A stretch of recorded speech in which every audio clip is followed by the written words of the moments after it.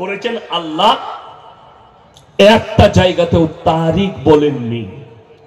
কিয়ামতটা কবে হবে আল্লাহ কোরআনে স্পষ্ট করলেন, হে আমার নবী তুমি তোমার উম্মত উম্মতিকে পৃথিবীর মানুষকে জানাও, ইন্নাল্লাহা ইনদাহু ইলমুস সাআ, কিয়ামত কবে হবে আমি আল্লাহ ছাড়া পৃথিবীর কেউ জানে না। 2012 সাল, কত সাল বললাম? 12 সাল। এই 2012 সালে লন্ডনের একজন পপ বৈজ্ঞানিক তিনি বলেছিলেন 72 ঘন্টার মধ্যে পৃথিবীটা ধ্বংস হয়ে যাবে। যারা মোবাইল ঘাটে খবর দেখে তারা জানবে, কিন্তু আজও ধ্বংস হয়েছে? হয়নি। আমি তখন এই সোশ্যাল মিডিয়ার যুগ ছিল না, মুর্শিদাবাদের রেজিনগরের মাটিতে বলেছিলাম, যে বলেছে যে 72 ঘন্টার মধ্যে পৃথিবী ধ্বংস হবে সে 72 কেজি গাঁজা খেয়ে লেগেছে। গাঁজা খেয়েছে না হলে মদ খেয়েছে। আজও কিন্তু পৃথিবী ধ্বংস হয়নি। মিথ্যাবাদী, মিথ্যা প্রচারক, এদের কাছ থেকে ঈমানকে বাঁচিয়ে রাখবেন। সবাই বলুন, আল্লাহ না চাইলে পৃথিবী কারো কথাই ধ্বংস হবে? আমার আল্লাহ চাইলে তবে হবে। আর আমার আল্লাহ যদি চায় তোমার মতো 1 মাস পরমাণু মারতে হবে না। রাশিয়ার সঙ্গে 1000-এর বেশি দিন হয়ে গেল ইউক্রেনের যুদ্ধ। আমার আল্লাহর জন্য একটা সেকেন্ড খালি বলবে হয়ে যা, সঙ্গে সঙ্গে পৃথিবীটা তাছনাছ হয়ে যাবে। আমার আল্লাহ এতটা পাওয়ারফুল, জোরে বলুন সুবহানাল্লাহ। কারোর প্রয়োজন পড়বে না, সেকেন্ডে হয়ে যাবে সব, আল্লাহ যদি চায়। এটা মাথায় রাখবে। দ্বিতীয় নম্বর, ওয়ায়ুনাজ্জিলুল গায়থা ওয়া ইয়ালামু মা ফিল আরহাম। মায়ের গর্ভে বেটা আছে না বিটি, বিকলাঙ্গ না কালো, খুড়া আছে না ভালো আছে, আমি আল্লাহ ছাড়া পৃথিবীর আর কেউ জানে না। এটা 2 নম্বর, আমি আল্লাহ ছাড়া কেউ জানে না। কিন্তু বড় কষ্ট লাগে। মায়েরা ভালো করে শুনবেন, বাচ্চা যদি না হয়, সন্তান হচ্ছে না 2 বছর 3 বছর, তো মায়েরা কোনো রাস্তা না পেলে দাওয়া এবং দোয়া, এই দুটো জিনিস ইসলামী শরীয়তে আছে, দাওয়া এবং দোয়া। আপনি দোয়া করবেন, আল্লাহ তুমি আমাকে নেক সালেহ সন্তান দান করো। আল্লাহ আমার বাচ্চা হচ্ছে না, নামাজের পাটিতে কাঁদুন, আল্লাহ বাচ্চা দিন। আপনি দাওয়া করুন, ওষুধের প্রয়োজন ওষুধ খান। কিন্তু বড় কষ্ট লাগে, আমাদের দেশের মেয়েরা বলছে হাতের তাবিজ বাঁধলে ছেলে হয়। ওষুধটা ডাক্তারের হাতে বাঁধতে দেয় না খেতে দেয়? কথা বলে না? ডাক্তার বলে পেটে খা, তবে পেটের প্রবলেমটা দূর হবে, তাই তো? আচ্ছা, ডাক্তারে যে জ্বরের ট্যাবলেটটা দেয় ওটা হাতে বাঁধতে বলে না খেতে বলে? খেতে বলে। অথচ আমাদের দেশের লোক জ্বর ছাড়াই ভণ্ডর কাছে তাবিজ নিয়ে। আমি বললি খারাপ বলবি, আমি আমার গলসি থানায় দেখিয়ে দেবো, ডাব গাছের শিকড় ভরে দিচ্ছে মাদুলিতে। লোকে বলছে হুজুর এটা পেলেন কোথায়? হুজুর বলছে আমি স্বপনে পেয়েছি। আমরা ওটা ওর ডাব গাছের শিকড় ঘরে, এবং মানুষ বিশ্বাস করে নিচ্ছে যে স্বপনে শিকড় পেয়েছে। কিন্তু জীবনে 1 ওয়াক্তের নামাজ পড়ে না, তাকে কোনোদিন নবীজি স্বপন দেখাবে? কথা বলেন। হারাম করে জুম্মাটাও পড়ে না, পেশাব করে পানিটাও লাই না, সে বলছে আমি স্বপন দেখব, স্বপনে পেয়েছি, নবীজি আমাকে দিয়েছে। নাউজুবিল্লাহ, কতগুলো দিয়েছে, এখনো শেষ হচ্ছে না, 5 বছর ধরে দিয়েই যাচ্ছে শিকড়টা। একবারই হারাম। এই তাবিজ হচ্ছে শিরক। আমার ভাই, আপনাকে অনুরোধ করে বলে যাচ্ছি, আপনার বাচ্চা হচ্ছে না, আপনার যাকে মনে হবে এই লোকটা ইমানদার, তাকে বলবেন এই পানিটাই দম করে দেন।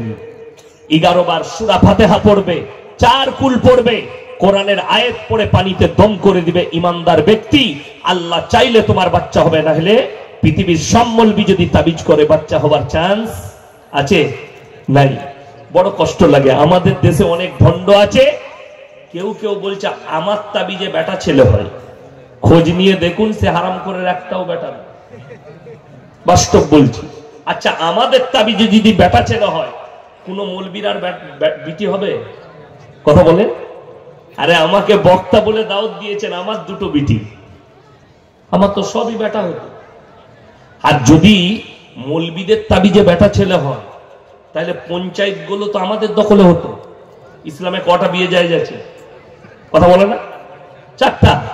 4টা বিয়ে করতাম, আর বছরে একটা করে 4টা বইয়ের ছেলে, বছরে 4টা, 4 10 কত? লাঠির জোর কার? পঞ্চায়েত কার? হুজুরের। এইটাই বুঝাতে পারছি। যেমন আপনাকে বলে দিই, আপনাদের ইমাম সাহেব আছে এখানে? আপনি ইমাম সাহেব গেছে, ইমামের বেতন কত?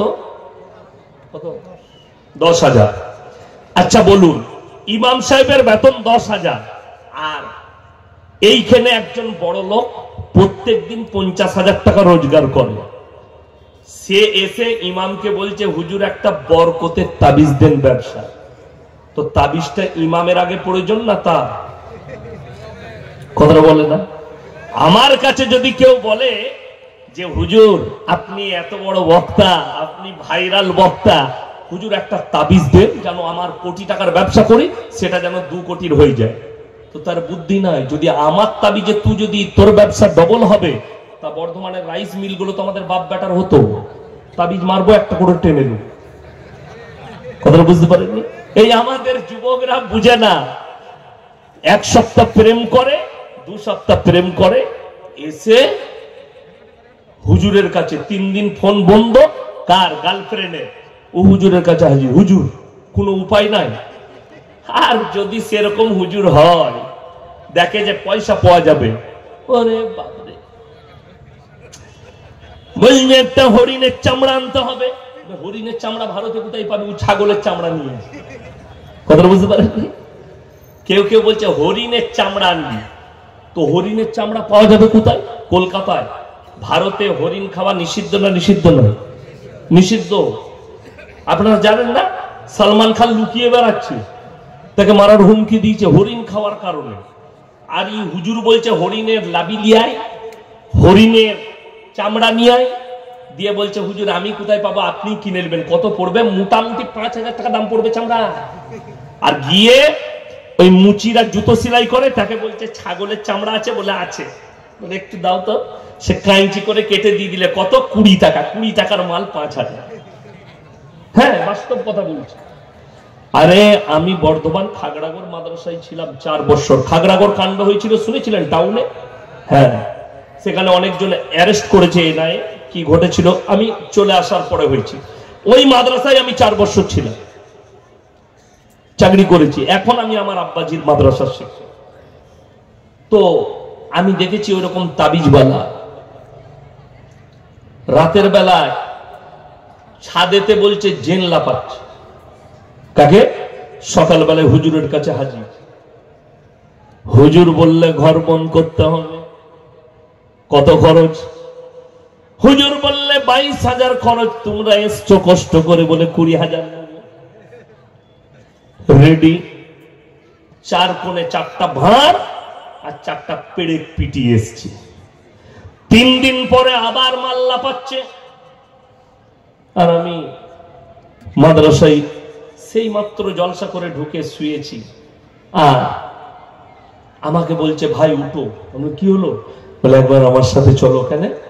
বলে আমি একটা ঘর বন্ধ করে এলাম, এখনো বলছে জেল লাপাচ্ছে। এমন চ। বাইকটা বার করলো, নতুন বাইক। আমি এটা কবে কিনলি? বললো ওই টাকাতেই কিনেছি। আমি সেই জেনের টাকায় গাড়ি কি হয় দেয়। রাস্তায় গেলাম, তাদের বাড়িতে গিয়ে দুঃখ লাগলো মুসলমান। আমি বললাম বাবা কোরআন শরীফ আছে? জি আমাদের ঘরে কেউ পড়তে জানে না বলে রাখিনি। মাশাআল্লাহ। মুসল্লা? বলে হুজুর নামাজ পড়ি না। মুসল্লা নাই। ছিঁড়া খুঁড়া একটা বার করলো কোথা থেকে। দাদি পড়তো, দাদি মরে গেছে, এরা কেউ পড়ে না। তো সত্যিকারই দেখলাম ছাদে মনে হচ্ছে কেউ ছুটে বেড়াচ্ছে। আমি বললাম আল্লাহ, আমি বললাম আমি দেখে আসি একবার। আমাকে বলছে যাই না, জেনে কিন্তু কাচারে দিবে। আমি বললাম অত সুজাই পারবে না, আমারও 1 কুইন্টাল ওজন আছে, হবে না। আমি যাই, গিয়ে দেখছি আল্লাহ জেন পাবেন কোথায়?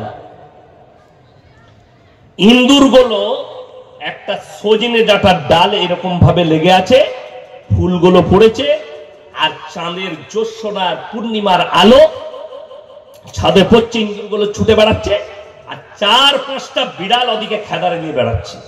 আমি বললাম আল্লাহ জেন তাহলে এই মাল কটা। নিচে এলাম, তারা বলছে হুজুর কি দেখলেন? আমি বললাম আমি যদি বলে দিই হুজুরের পিঠের চাম চলে যাবে। সে আমাকে কানে কানে বলছে কি দেখলে? আমি বললাম তোর এখনই মার খাবি। কি হয়েছে? এগুলো উপরে বিড়াল ছুটছে। অন্য কাজ চালা। আমাকে বলছে হুজুর গোলমাল কোথায়? আমি বললাম তোমাদের সজনে ডাটার গাছটাতেই জেন আছে। বলে হুজুর আপনাদিকে পয়সা দিয়েছি, কেটে ঘর যেতে হবে। আমি বললাম কুড়ুলটা লে, মিচিমিচি দোয়া পড়ে গাছটা কাট। যে কুড়ুলটাই গাছ কাটলাম বললে হুজুর ওইটাও নিয়ে যান, ওটা লুবো না, জেনের গাছ কেটেছে। আমি বললাম এইটাও মাদ্রাসার লাভ, লিয়ে পালিয়েছ। গাছ কেটে গেল। 3 দিন পরে ফোন করছে হুজুর জেন লাফানো বন্ধ, যত গোলমাল ওই গাছটাতে ছিল। আমি বললাম গোলমাল কোথায় ছিল? তোমরা জানলে মৌলবি মার খেত। কথা বুঝতে পারেননি? এইভাবে আপনাকে আমি একটা সূক্ষ্ম জিনিস বলে দিচ্ছি। আপনি রাতের বেলায় বাস স্ট্যান্ডে নামুন, একদম রাত 2টো, 2:30, 1টার দিকে আপনি যদি একা হেঁটে আসেন, আপনার পায়ের আওয়াজে মনে হবে পেছনে আর কেউ হেঁটে আসছে। ঠিক বললাম না ভুল বললাম? এরপর যার দিল দুর্বল হবে সে সকালবেলায় হুজুর পেছনে হেঁটে আসছে, বাস গোলমাল। আর আমি খালি চিন্তা করি, আপনি যান যদি কৃষ্ণনগরে গিয়ে কোনো ল্যাবরেটরিতে রক্ত দেন, বর্ধমানে গিয়ে, কলকাতায় গিয়ে সহজে রোগ ধরা পড়ে না। আমাদের দেশের কিছু মৌলবি আছে এইরকম করে জামা নিয়ে জামা মেপে রোগ বলে দিচ্ছে। রক্ততে রোগ ধরা পড়ছে না, জামাই রোগ ধরা পড়ে গেল। আশ্চর্য লাগে। আল্লাহর কাছে কি জবাব দেবে? ধোঁকা, প্রতারণা, প্রবঞ্চনা। শুনে রেখে দেন, কোরআন বলছে ওয়াল্লাযী ইউসাউবিরুকুম ফিল আরহামি কাইফা ইয়াশা লা ইলাহা ইল্লা হুয়াল আজিজুল হাকীম। হে আমার বিশ্বনবী, পৃথিবীর মানুষকে বলো মায়ের গর্ভে বাচ্চা দান করি আমি আল্লাহ, আমার ইচ্ছা মতো আকৃতি দান করি আমি আল্লাহ, কারোর পরামর্শে কাজ করি না। জোরে বলুন সুবহানাল্লাহ।